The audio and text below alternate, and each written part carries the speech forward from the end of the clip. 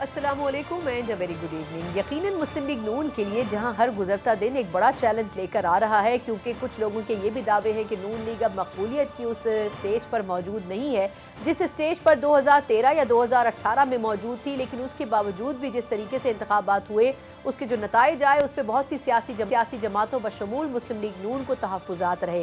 لیکن اس مرتبہ اگر نون لیگ کے لیے بظاہر یہ کلیم کیا جا رہا ہے کہ لیول پلینگ فیلڈ موجود ہے، تو وہیں دوسری طرف اس کنٹروورسی سے نمٹنے کے ساتھ ساتھ نون لیگ کے جو رہنما ہیں نواز شریف صاحب، ان کے کیسز میں کسی حد تک ایسی گنجائش ضرور پیدا ہو رہی ہے جس سے لگتا یہ ہے کہ 2013 میں جس طریقے سے ایون فیلڈ کا کیس ہو، چاہے دیگر کیسز ہوں، چاہے العزیزیہ ریفرنسز ہوں، اس میں جس طریقے سے والیومز پہ والیومز تحقیقاتی کمیٹیوں نے بنائے اور اس کی بنا کے اوپر نواز شریف صاحب کو سیاست سے باہر کیا گیا، اب سوالات یہ اٹھ رہے ہیں کہ کیا واقعی ان والیومز کے اندر حقیقتیں درج تھیں یا پھر محض کہانیاں لکھی گئی تھیں یا پھر صرف بغض کا تقاضا تھا کہ نواز شریف صاحب کو سیاست سے باہر کیا گیا۔ آج اسلام آباد ہائی کورٹ کی طرف سے جو احتساب عدالت کا العزیزیہ ریفرنس کا فیصلہ تھا، نہ صرف اس کو معطل کیا گیا بلکہ اپیل کا حق بھی نواز شریف صاحب کو دیا گیا ہے اور ان کی سزا کو بھی معطل کیا گیا ہے۔ لیکن اب دیکھنا یہ ہے کہ اگر وہ اس کیس سے بری ہو بھی جاتے ہیں تو کیا الیکشن میں کنٹیسٹ کرنے کا راستہ نواز شریف صاحب کے لیے ہموار ہو رہا ہے یا پھر نہیں۔ اور ایک ایسی سچویشن میں جب پاکستان پیپلز پارٹی کے بھی پے در پے حملے ان کی جماعت اور ان کی قائدین کے اوپر ہو رہے ہیں اور پاکستان تحریک انصاف بھی 2/3 اکثریت کا دعویٰ کر رہی ہے اور گراؤنڈ ریالٹی یہ ظاہر کرنے کی کوشش کر رہی ہے کہ ان کو الیکشن سے مائنس کرنے کی کوشش کی جا رہی ہے، اس پوری سچویشن میں اگر نون لیگ واقعی اپنے بنا پر اپنے بلبوتے پر بھی کامیابی حاصل کرتی ہے تو اس کامیابی کو جینوئنلی کس طریقے سے وہ ثابت کر سکے گی، ووٹر کے پاس کیا لے کے جائے گی، اپنے کارکنان کو کس طریقے سے متحد رکھے گی، اور جو ٹوٹ پھوٹ کا شکار بظاہر نون لیگ کے اندر خبریں آتی رہی ہیں پچھلے کچھ دنوں میں، اگر تو ایسا ہو رہا ہے تو ان تمام چیلنجز سے نمٹنے کے لیے کتنے مختصر وقت میں نواز شریف صاحب کیا کچھ کر سکیں گے، یہ ایک بہت بڑا ٹاسک ہوگا اور کس طریقے سے اس معاملات کو لے کے ان کو آگے چلیں گے، اسی پر بات کریں گے۔ بات کرنے کے لیے مسلم لیگ نون کے رہنماؤں میں شامل اور اس کے علاوہ منشور کمیٹی کے چیئرمین عرفان صدیقی صاحب ہمارے ساتھ موجود ہیں۔ عرفان صاحب سر، بہت شکریہ آپ کے قیمتی وقت کا، آج آپ ایک مرتبہ ہمارے ساتھ ہیں۔ سر پہلے تو یہ کہ اسلام آباد ہائی کورٹ کا آج جو ڈیسیجن آیا، نہ صرف احتساب عدالت کے فیصلے کو معطل کیا ہے بلکہ نواز شریف صاحب کو اپیل کا حق دیتے ہوئے ان کو بری بھی کیا گیا ہے۔ سر ایون فیلڈ کے بعد العزیزیہ ریفرنس یقیناً ڈیولپمنٹ تو بڑی ہے، یہ لگتا کیا ہے آپ کو کہ کیا نواز شریف صاحب کے راستے کی تمام رکاوٹیں آہستہ آہستہ دور ہو رہی ہیں؟ جی بہت شکریہ۔ دیکھیے، پہلے تو جن رکاوٹوں کا آپ ذکر کر رہی ہیں، ان رکاوٹوں کے حوالے سے ہمیں دیکھنا ہوگا کہ یہ رکاوٹیں کھڑی کیسے کی گئیں، کیا ان رکاوٹوں کے پیچھے کوئی لاجک تھی، کوئی پروجیکٹ تھا، کوئی منصوبہ تھا، یا واقعی کوئی کرپشن ایسی چیز سامنے آ گئی تھی جس کی وجہ سے یہ رکاوٹیں ڈالی گئیں، مقدمات گھڑے گئے اور پھر سپریم کورٹ کے ذریعے وزیر اعظم کو نکالا گیا۔ سپریم کورٹ کے ذریعے جو شاذ و نادر ہی آپ کو یہ مثال ملے گی کہ سپریم کورٹ کہہ رہی ہے نیب کو کہ آپ 1 2 3 ریفرنسز فوری طور پہ دائر کرو، پھر ان کے 6 مہینوں کے اندر اندر ان کے فیصلے دو، اور پھر یہ کہ جی اس کے اوپر ایک مانیٹر جج بھی بیٹھے گا جو احتساب عدالتوں کو مانیٹر کرے گا کہ وہ کیا کر رہی ہیں۔ یہ کسی اور کیس میں 76 ایئرز کی ہسٹری میں آپ کو نہیں ملا ہوگا۔ تو یہ ایک کھیل تھا، ایک تماشا تھا، ایک ڈرامہ تھا، ایک پورا پروجیکٹ تھا جس کے تحت یہ سب کچھ ہوا۔ اب وہ چیزیں انڈو ہو رہی ہیں۔ آج بھی پوچھا گیا، پچھلے کیس میں بھی پوچھا گیا جی کہ آپ کے پاس کوئی دستاویزات ہیں، کوئی شواہد ہیں، کوئی ثبوت ہیں، لے کے آئیں۔ پرانی گواہیوں کی بنیاد پہ کہا گیا جی کہ واجد ضیاء نے اس وقت بھی کہا تھا کہ ہاں ہمارے پاس کوئی ثبوت نہیں ہے۔ الیکشن کمیشن میں یا الیکشن میں اپنی کاغذات نامزدگی جمع کرانے سے پہلے ان کیسز سے خالی بری ہونا میاں صاحب کے لیے کافی ہوگا یا ابھی بھی کوئی اس میں ٹیکنیکل ہرڈل موجود ہے جو آپ کو لگتا ہے جس سے گزرنا ہے ابھی باقی؟ جی دیکھیں، جہاں تک تو نیب کے مقدمات کا تعلق ہے یا ریفرنسز کا تعلق ہے، چاہے وہ ایون فیلڈ تھا یا العزیزیہ تھا، ان سے تو نواز شریف صاحب بری ہو چکے ہیں، لہٰذا ان پہ اب نیب کا کوئی کیس اس وقت باقی نہیں ہے جن میں ان کو سزائیں ہوئی تھی۔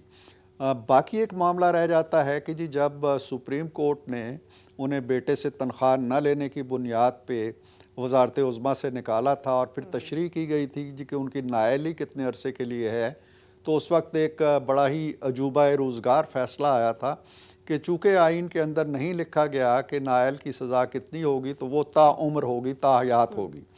وہ تاحیات والا مسئلہ جو ہے وہ مجلس شورا نے یعنی پارلیمنٹ نے حل کر دیا تھا جون میں، اور اس میں طے کردہ قانون میں ترمیم کر دی گئی تھی کہ یہ جو 62(1)(f) ہے، اس کے تحت بھی جو سزائیں ہوئی ہیں وہ تاحیات نہیں ہوں گی۔ میکسیمم سزا جو آئین کے اندر پہلے سے لکھی ہوئی ہے 5 سال کی ہے، تو وہ 5 سال ہوگی۔ 5 سال میاں صاحب کو گزر چکے ہیں، تو جو ہماری انڈرسٹینڈنگ ہے اور جو قانون کا تقاضا ہے اس کے تحت ہم سمجھتے ہیں کہ اب ان پہ کوئی بار نہیں ہے، کوئی قدغن نہیں ہے، کوئی قانونی پابندی نہیں ہے۔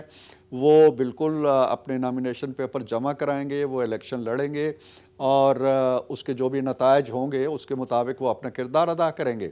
لیکن ابھی کل ہی سپریم کورٹ میں ایک کیس کے دوران یہ قضیہ آیا ہے سامنے کہ جی سپریم کورٹ اگر کسی کے فیصلے میں یہ کہہ چکی ہے کہ اسے تاحیات سزا ہوگی، نااہلیت ہوگی، تو اس کا کیا بنے گا؟ اور یہ صرف میاں صاحب نہیں ہیں، کوئی اراؤنڈ 40 کیسز ہیں پاکستان میں جن کو اسی آرٹیکل کے تحت تاحیات نائل کیا گیا ہے۔ تو وہ اب سپریم کورٹ کی رولنگ آ جائے گی کہ اس کا پارلیمنٹ کے قانون بننے کے بعد اب ان سزاؤں کی فیٹ کیا رہ گئی ہے۔ بظاہر یہی لگتا ہے، جو کل ریمارکس بھی عدلیہ کے آئے ہیں، کہ جب سنگین غداری کے جرم میں بھی 5 سال بعد آپ اس کو لڑنے کی اجازت دے دیتے ہیں، تو یہ کہاں سے آ گیا؟ اینی ہاؤ ہم 99.9% اس پہ یکسو ہیں کہ انشاءاللہ اب میاں صاحب کے راستے میں کوئی رکاوٹ نہیں ہے۔ اور آپ کو لگتا ہے کہ دسمبر تک یہ تمام مسائل کلیئر ہو جائیں گے؟ جی انشاءاللہ کلیئر ہو چکے ہیں، لیکن اگر کسی کو اس میں کوئی شک ہے تو وہ کلیئر انشاءاللہ ہو جائیں گے۔ اچھا عرفان صاحب، سر اب کچھ اور سوال جو کہ نون لیگ کی ہی سیاست سے ریلیٹڈ ہیں۔ سر چلے لیول پلینگ فیلڈ کے الزام تو کافی عرصے سے پیپلز پارٹی یا باقی جماعتیں لگا رہی ہیں، نون لیگ اس کو بادر نہیں کری، اور اچھی بات یہ ہے کہ اس پہ ان کے لیول پہ جا کے رسپانس بھی نہیں دیا جا رہا ہے، خاموشی اختیار کی جا رہی ہے۔ لیکن سر کچھ پولیٹیکلی مووز جو نون لیگ کر رہی ہے اس کی اگر آپ وضاحت کر سکیں، جیسے شجاعت حسین صاحب سے بڑی اہم ملاقات تھی اور یہ واقعی ہونی چاہیے تھی، 15 سال کے وقفے کے بعد وہ بھی ہو گئی۔ اس کے بعد آئی پی پی سے بھی خبریں یہ ہیں، جہانگیر ترین صاحب سے شہباز شریف صاحب ملے، بڑی اہم ڈیولپمنٹ تھی، لیکن دونوں ملاقاتوں سے کوئی خبر نہیں آ سکی سر باہر کہ انیشیل بات چیت ہے یہ، یا ان کے ساتھ آگے ان دو بڑی جماعتوں کے ساتھ کیسے چلے گی نون لیگ؟ جی بہت شکریہ۔ معاملہ یہ ہے کہ جب نواز شریف صاحب تشریف لائے ہیں پاکستان میں، اور انہوں نے مینار پاکستان میں بھی اس کا اظہار کیا، اور ان کی تقریر کے جملے تھے کہ پاکستان کو موجودہ بحرانوں سے اور موجودہ مشکلات اور مسائل سے نکالنے کے لیے ہم سب کو مل جل کر کام کرنا ہوگا، اور ماضی کی جو بہت سی چپکلشیں ہیں یا رنجشیں ہیں انہیں فراموش کر کے ایک ساتھ بیٹھنا ہوگا۔ انہوں نے اس کی پیش رفت بھی کی ہے، بہت سی جماعتوں سے رابطے ہوئے ہیں، زرداری صاحب کی کال آئی، ان سے بھی بات چیت ہوئی، مولانا سے ان کی ملاقات ہوئی، اسی طرح چودھری شجاعت صاحب کے گھر گئے۔ آپ یہ ذہن میں ضرور رکھیے گا کہ ہماری جو پولیٹیکل پارٹیز ہیں، جو دو معروف جماعتیں جنہیں کہا جاتا ہے، پرانی قدیم جماعتیں جن کے بارے میں ایک گالی کے انداز میں کہا جاتا ہے جی کہ باریاں لے رہے ہیں، تو ان دونوں جماعتوں نے جو رکھ رکھاؤ کی سیاست ہے، جو باہمی احترام ہے، باہمی میل ملاقات کی سیاست ہے، ہماری اور پیپلز پارٹی کی جو داستان ہے ماضی کی، کوئی بہت زیادہ خوشگوار نہیں ہے، آپ سب کو معلوم ہے۔ لیکن اس کے باوجود ہم نے مل کے میثاق جمہوریت کیا، ہم نے مل کے 13ویں ترمیم کی، مل کے 14ویں ترمیم کی، مل کے 17ویں ترمیم کی، 18ویں ترمیم کی، 17ویں ختم کرنے کے لیے۔ اسی طرح بہت سے اقدامات ہم نے کیا، ہم ان کی حکومت کا بھی حصہ رہے 2008 میں کچھ عرصے کے لیے، اب بھی ہم پی ڈی ایم میں اکٹھے ایک حکومت کا حصہ رہے۔ تو یہ جماعتیں اس طرح کے جو ویلیوز ہیں، پرانی تہذیبی قدریں ہیں یا جمہوری روایات ہیں، ان کو نبھاتی ہیں، اور ان میں رابطوں کا بڑا ایک رول ہوتا ہے، کردار ہوتا ہے۔ ہم چاہتے ہیں کہ میکسیمم ایک کولیشن ہم نہیں چاہ رہے، ہم یہ کہتے ہیں کہ میکسیمم کنسنسس کے ساتھ ہم آگے بڑھیں اور ملک کو اس دلدل سے نکالیں۔ اس کے لیے ابھی قبل از وقت ہے یہ کہنا کہ ہم کس کے ساتھ कितनी एडजस्टमेंट होती है, कितनी सीटें किसको देते हैं या किससे लेते हैं। अच्छा, लेकिन चलिए आप सही कह रहे हैं सर कि कुछ चीज़ों के ऊपर एडजस्टमेंट हो सकती है। अब इसमें पीपल्स पार्टी कहाँ स्टैंड करती है, इस पे मैं आपसे एक सवाल करूंगी। लेकिन पीपल्स पार्टी को बज़ाहिर जो उनकी टीम को लीड कर रहे हैं बिलावल साहब, वो कुछ नाराज़ अपनी भी जमात और साथ में दूसरी जमातों से भी नाराज़ नज़र आते हैं। 7 अगस्त को पार्लियामेंट फ्लोर पे भी उन्होंने इसी किस्म की गुफ्तगू की थी। आज वो जब सुप्रीम कोर्ट गए हैं तो जुल्फ़िकार अली भुट्टो केस के अलावा उन्होंने जब बात की पॉलिटिकल पार्टीज़ के हवाले से, तो उन्होंने एक नाराज़गी का इजहार किया, यानी कि बड़ी ही नाराज़गी के सर इसमें आसार थे बिलावल साहब के। और ये सेकंड टाइम उन्होंने बात की है कि जो हमारे बुजुर्ग सियासतदान हैं वो अपना तर्ज सियासत नहीं बदलेंगे। और उन्होंने, अगर आपको याद हो तो पार्लियामेंट में जो अपनी आखिरी स्पीच की थी उसमें भी उन्होंने कहा था कि जरदारी साहब और नवाज शरीफ साहब को ऐसी पॉलिटिक्स नहीं करनी चाहिए। सर क्या वजह है कि क्या जो यंग जनरेशन है उसको वो स्पेस नहीं मिल रहा, या उनका जो तर्ज सियासत है वो मुख्तलिफ है माजी के सियासतदानों से, जो एक रिवायत चली आ रही है पाकिस्तान में?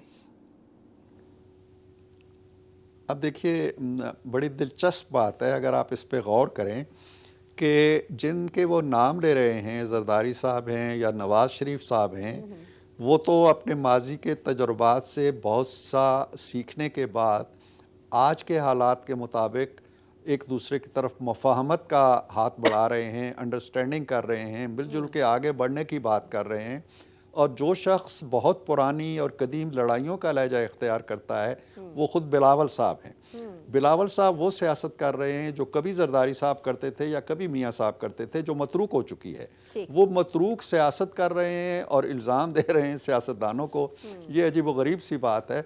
अगर उनकी वालदा मोहतरमा में ज़िंदा होती तो वो उम्र के इसी पेटे में होती। तो मेरा ख़्याल ये है कि सीज़न्ड पॉलिटिशियंस का अपना किरदार होता है।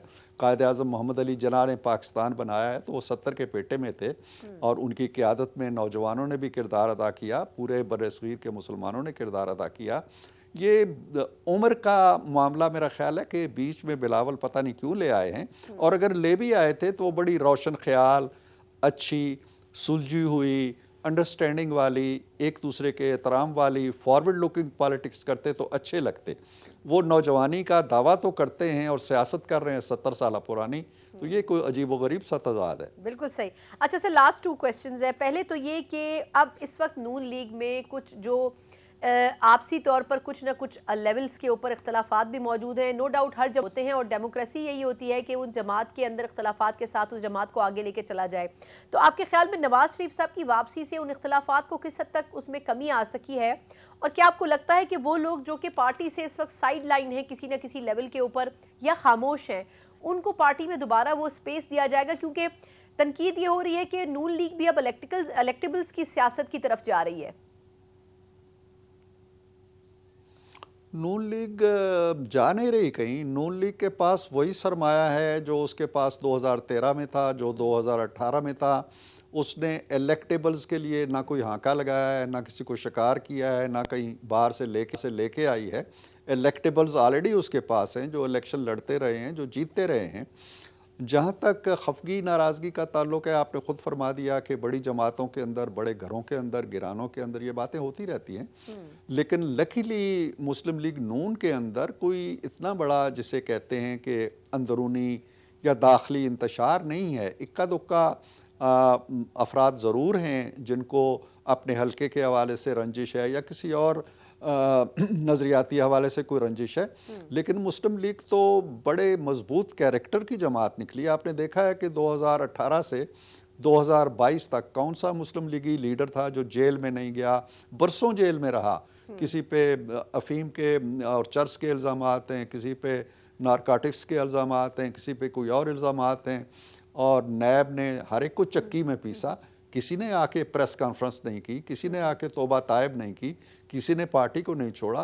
तो वो सीजनड जमी हुई पार्टी है। इक्का दुक्का अगर कोई आवाज़ें हैं तो मेरा ख्याल नहीं है कि उनको पार्टी के अंदर किसी इंतशार से ताबीर किया जा सकता है। ठीक। अच्छा, लेकिन इरफान साहब, आखिरी सवाल सर, कि अबीर मुकाम साहब ने 2 रोज़ पहले एक प्रेस टॉक की तो उसमें उन्होंने कहा कि 8 फरवरी का जो इंतखाबी की तारीख़ है इंतखाबात की, वो उस वक्त शदीद सर्दी होगी कुछ इलाकों में, तो इंतखाबात इस टाइम पे नहीं होने चाहिए।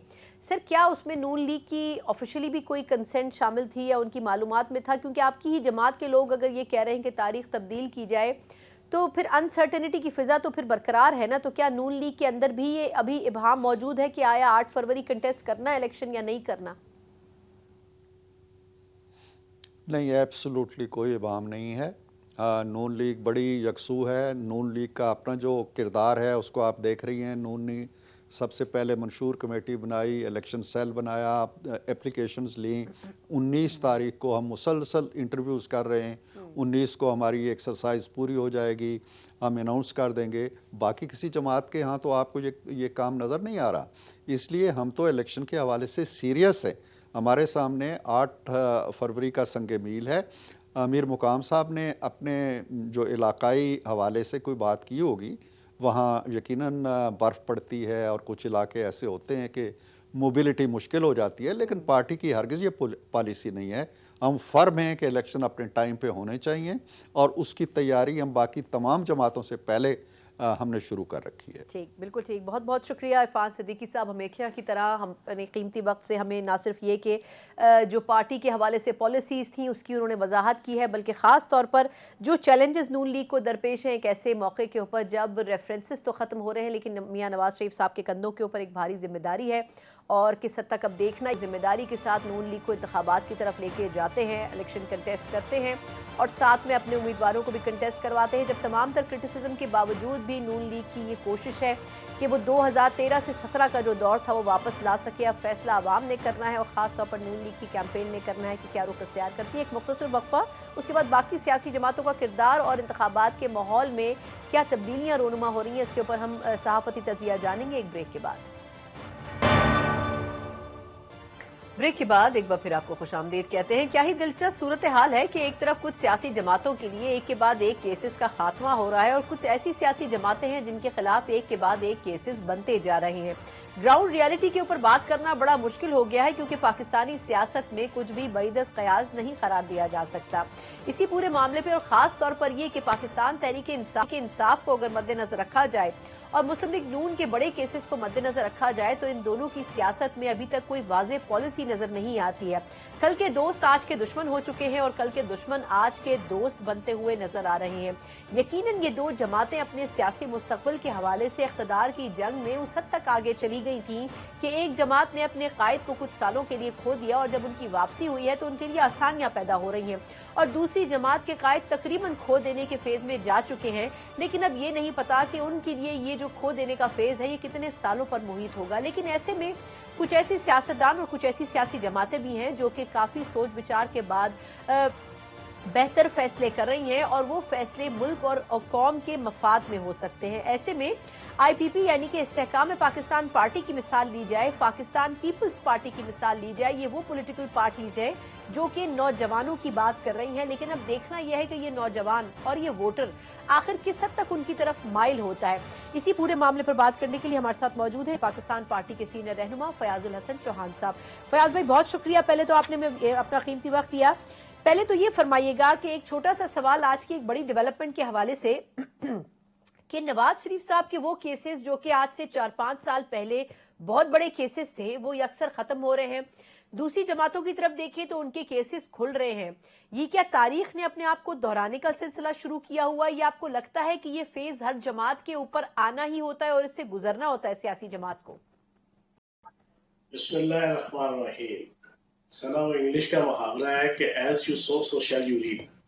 جیسا کرو گے ویسا بھرو گے، جو بو گے وہی کاٹو گے. تو سابق چیئرمین تحریک انصاف نے تحریک انصاف کے پلیٹ فارم سے جو 2014 سے لے کے 2017 کے درمیان جو بویا تھا اب وہ خود وہی کاٹ رہے ہیں. اور 2016 کے اندر جو ایک بے ڈھنگے طریقے سے بے تکے طریقے سے جو ایف آئی آرز اور جو جناب کیسز ان کے اوپر درج کیے گئے اور ریفرنسز دائر کیے گئے نواز شریف صاحب کے خلاف، تو اب وہ اسی انداز سے جو ہے وہ سارے بیک آؤٹ ہو رہے ہیں. وہی عدالتیں اور وہی نیب اس کو جناب بیک آؤٹ کر رہی ہیں. تو یہ اب تاریخ کا ایک جناب میں سمجھتا ہوں کہ ایک سیاہ جناب باب ہے پاکستان کی سیاست کا، اور وہ ساری قوم کے سامنے اب کھل رہا ہے جناب اس کو کس طریقے سے جناب آپ نے لیکن فیاض بھائی اس میں اب ایک سوال ہے نا کہ وہ جو 10 والیوم بنائے گئے، وہ جو صفحے کالے کیے گئے، وہ کس بنیاد کے اوپر کیے گئے تھے؟ اور یا تو اس وقت انصاف نہیں دیا گیا، یا اس مرتبہ ابھی اس وقت انصاف نہیں دیا جا رہا، کیونکہ پھر اس کا مطلب یہ کہ انصاف کے تقاضے بھی تو پورے نہیں ہو رہے نا ہمارے ملک میں۔ آپ مجھے یہ بتائیں کہ پاناما کے اندر تقریباً 550 پاکستانیوں کا نام آیا تھا، 550 تقریباً، ان میں سے صرف ایک نواز شریف اور اس کی فیملی کو ہی آپ نے جناب ترکی پہ لے کے آنا تھا، یا اس کو جناب اپنی خواہشات کی جناب سولی پہ چڑھانا تھا، یا ان کو جناب بدلے کی آگ میں جناب اس کو ساڑنا تھا؟ آپ مجھے بتائیں نا، باقی لوگوں کو کیوں نہیں چھیڑا گیا؟ اور پھر دیکھیں بات یہ، اس وقت ہمارے ماتھے پہ اور ہماری آنکھوں پہ عقیدت کی پٹی تھی اور ایک تعصب کی پٹی تھی پی ٹی آئی کی، ہم جو بات کرتے تھے۔ لیکن ایک مجھے آپ بتائیں، پاکستان کے اندر سیاستدان تو دور کی بات، کون سا شہری نہیں ہے جب وہ ایف بی آر میں اپنی ٹیکس ریٹرن جمع کراتا ہے تو وہ چھوٹی موٹی کوئی نہ کوئی جناب مارا ماری اعداد و شمار کی جناب وہ اوپر نیچے کی وہ لازمی کرتا ہے، لازمی کرتا ہے، ایک ریئلسٹک بات ہے۔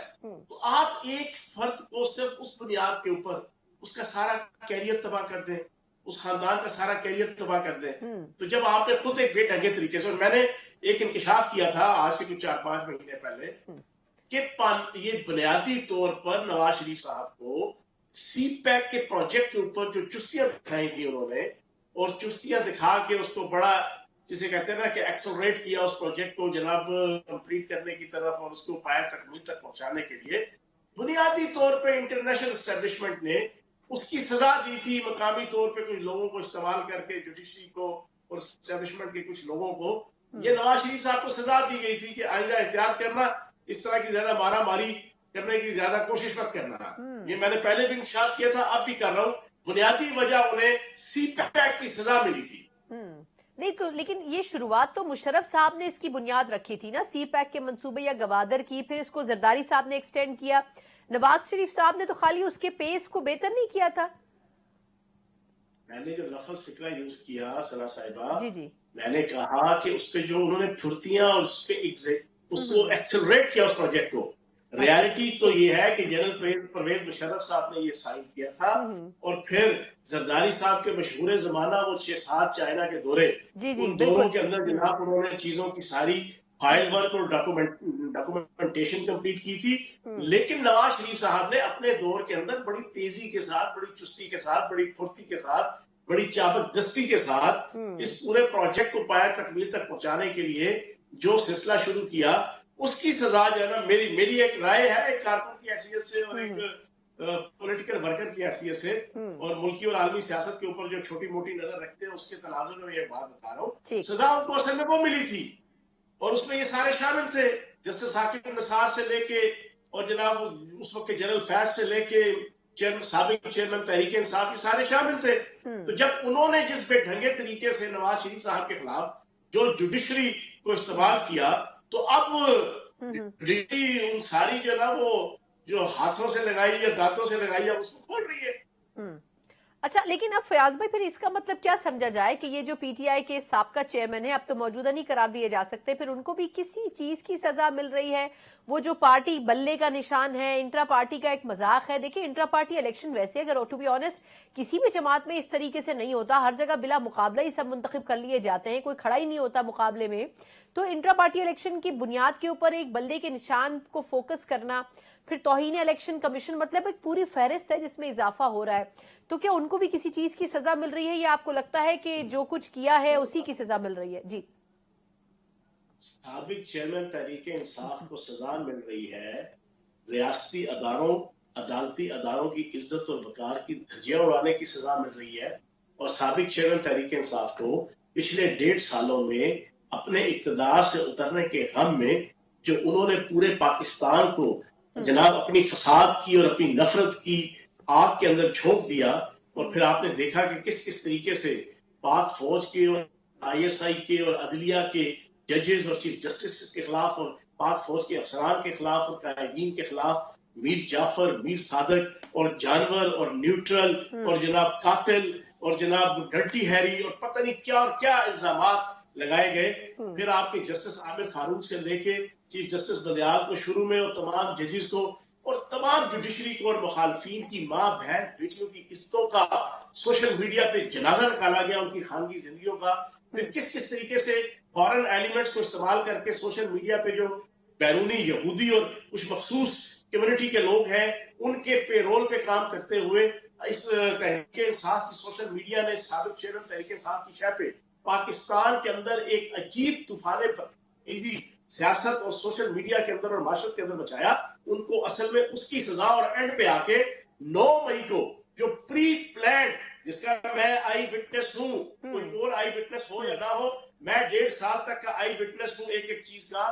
پری پلانڈ پاک فوج اور آئی ایس آئی کی عزت اور وقار کی دھجیاں جو اڑائی گئی 9 مئی کو، یہ سزا اس کی مل رہی. ٹھیک، اچھا چلیں یہ درست ہے کہ آپ کہہ رہے ہیں کہ چلیں اس کی سزا مل رہی ہے، فیصلہ تو عدالتوں پہ چھوڑ دیتے ہیں، لیکن اب جس طریقے سے اگر میں آپ کی جماعت کے حوالے سے پوچھوں تو آپ کی جماعت میں امپورٹنٹ میٹنگز بھی ہوئیں، آج بھی اس حوالے سے ایک سینٹرل ایگزیکٹو کمیٹی کا اجلاس ہوا.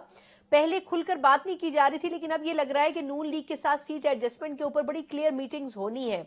تو کیا آپ کو لگتا ہے کہ نون لیگ کے ساتھ پنجاب میں آئی پی پی کس حد تک اتحاد میں جائے گی، یا وفاق میں بھی آپ کو لگتا ہے کہ یہ اتحاد کنٹینیو کر سکے گا؟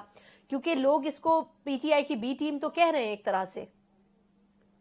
دیکھیں، آج اگر شہباز شریف صاحب کی خواہش پہ، نون لیگ کی خواہش پہ جہانگیر ترین صاحب کی میٹنگ ہوتی ہے اور پھر اس کے بعد دونوں طرف سے 3 افراد کی کمیٹی بنتی ہے، تو یہ چیز ثابت ہو گئی کہ استحکام پاکستان پارٹی ایک آزاد، خود مختار، باوقار اور اپنے انتخابی نشان رکھنے والی ایک پولیٹیکل پارٹی ہے.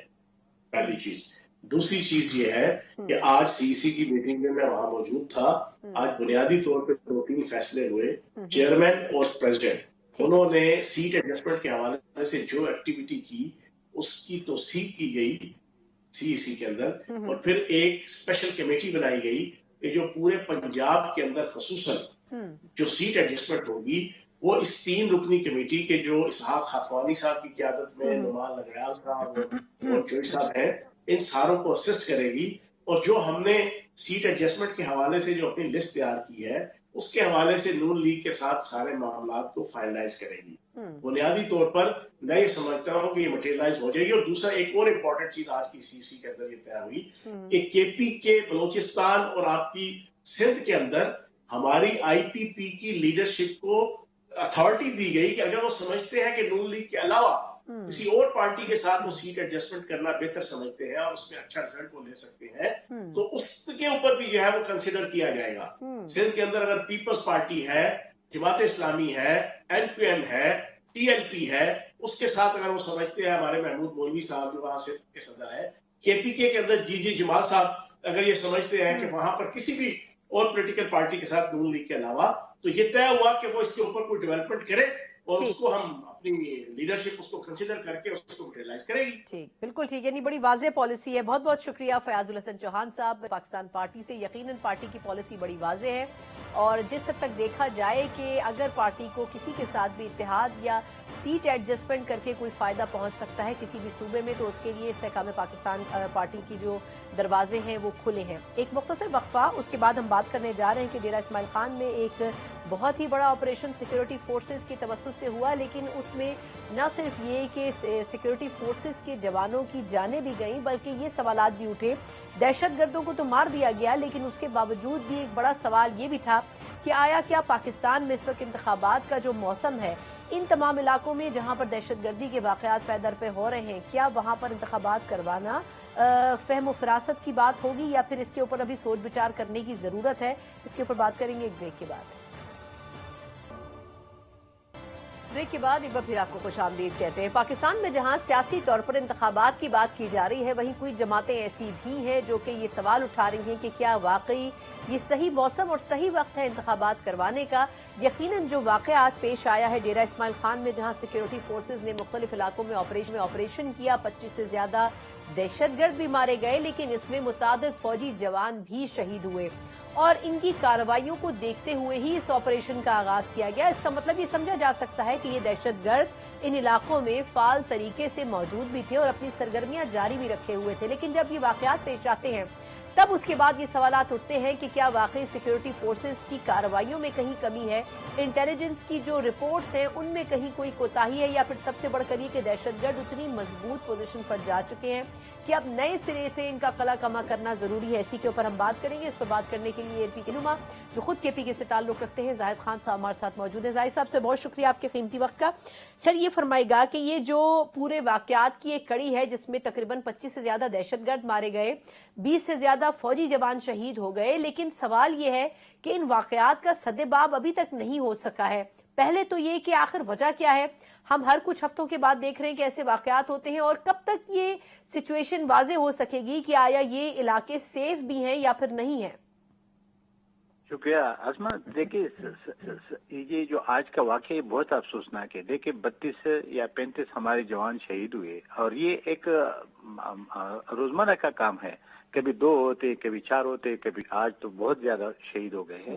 और ये जब से अफगान तालिबान ने कब्जा कर लिया, अमेरिका ने सारे जो जदीद असला था वो उधर छोड़ दिया, और जितने जो जिसको हम दुश्मन समझते थे पाकिस्तान के, करजई साहब को और अशरफ गनी को, उन लोगों ने उसको तो जेलों में डाला था, जिसको हम तारीख तालिबान कहते हैं या दाश के लोग थे। वो सारा वहां से जब उसने कब्जा किया तो उनको सारे को छुड़ा दिया, उसको छोड़ दिया, और वो असलहा उनके हाथों में लग गया। और फिर जो हमारे उस वक्त के आईएसआई की चीफ थे उस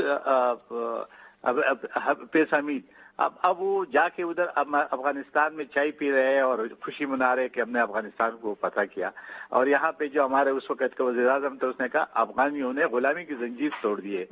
तो हम उस वक्त भी चीख रहे थे कि जी देखे आपने तो अमेरिका ने तो अपने जान छुड़ा दी, आपने दोहा माहिदा किया तो उसमें आपने अपने लिए क्या तहफ़्फ़ुज़ात दिए? कोई तहफ़्फ़ुज़ात नहीं लिया, और एक ऐसा माहिदा किया कि जिसका हम आज हमाजा भुगत रहे हैं। और आपको याद होगा कि हम 3 साल पहले यानी उस वक्त के जब वो अफगान तालिबान कब्जा कर गए, तो ये जाके उनसे सुलह करवाई, न किसी पार्लियामेंट को पता था, न किसी और किसी को पता था कि जो आप मुज़ाकरात कर रहे टीटीपी के साथ और उसको ला रहे हो तो वो किस शराइत पे ला रहे हो? जाहिद साहब, उनको तो कहा गया कि उनको हम मेन स्ट्रीम में वापस लेके आ रहे हैं, कौमी धारे में ला रहे हैं, उनका कुछ अता पता नहीं चला कि कहाँ उनकी सेटलमेंट हुई, उसके बाद किस तरह वो आगे बढ़े। इस पे कोई चेक एंड बैलेंस तो नहीं रखा गया था? तो यही तो मैं कह रहा हूँ कि ये हमारी उस गलत पॉलिसियों की वजह से आज तक भी हम भुगत रहे। ये बहुत पुरानी बात है, मैं उस डिटेल में पहले बातों में नहीं जाता हूँ कि जब अफगान वार शुरू हुआ तो उस वक्त हमारे जो बुजुर्ग थे वो कह रहे थे कि ये आग न लगाओ, ये आग उधर नहीं रुकेगा, इधर आएगा,